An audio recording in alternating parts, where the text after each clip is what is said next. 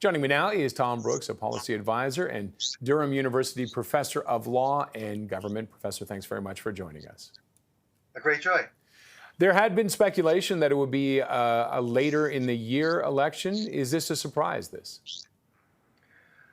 I think the surprise, if there is one, was that there was figures today about government borrowing levels, which meant that the government's hopes of announcing some kind of tax cuts looked like that was not going to happen.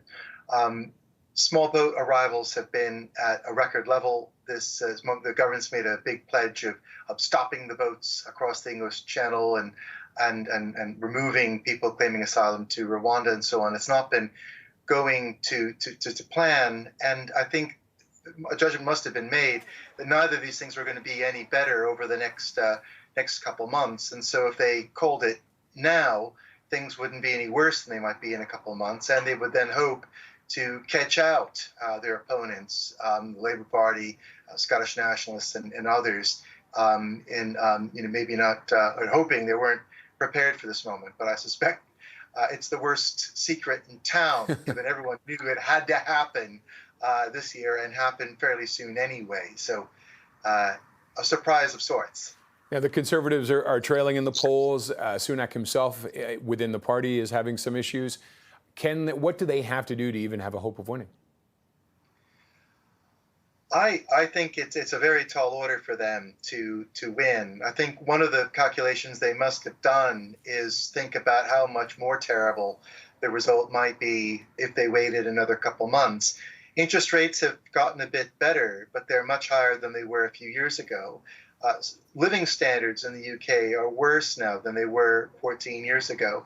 People in my county, County Durham right now, don't have access to NHS dentists. Are being forced to go private if they want to access a dentist. You've got constituency areas where the police are not investigating burglaries, and where the police have been told, and judges have been told, not to sentence people because of overcrowding in the prisons.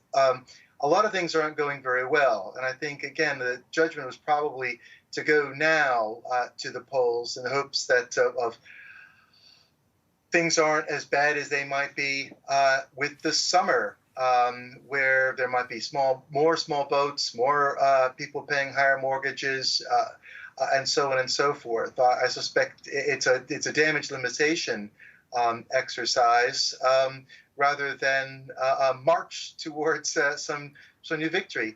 And remember, something interesting about this prime minister is that no one's ever voted for him. He's never led his party in a general election, but he also lost the Conservative Party leadership contest to Liz Truss, who was the shortest serving prime minister immediately following Boris Johnson's resignation. So we've got somebody who's not even won his own party's members vote, kind of leaving it to only a few more months anyway to call a general election. So yeah, I think he looked at the winds blowing and thought now was better than leaving any later than it did. So we will find out shortly. What kind of a factor will the Scottish Party be, or parties not considered the two mainstream? Yeah, I think that they could be a factor of sorts. I think that the main factor that, say, the Scottish National Party might have is that the SNP in Scotland did incredibly well, winning virtually most of the seats in Scotland that sit in Westminster. Did incredibly well.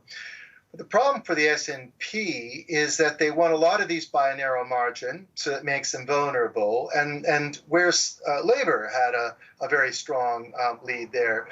At the moment, there's been a kind of political crisis of a very popular leader in Scotland resigned. Her husband was arrested. There's been a number of things going on in SNP politics, effectively north of the border.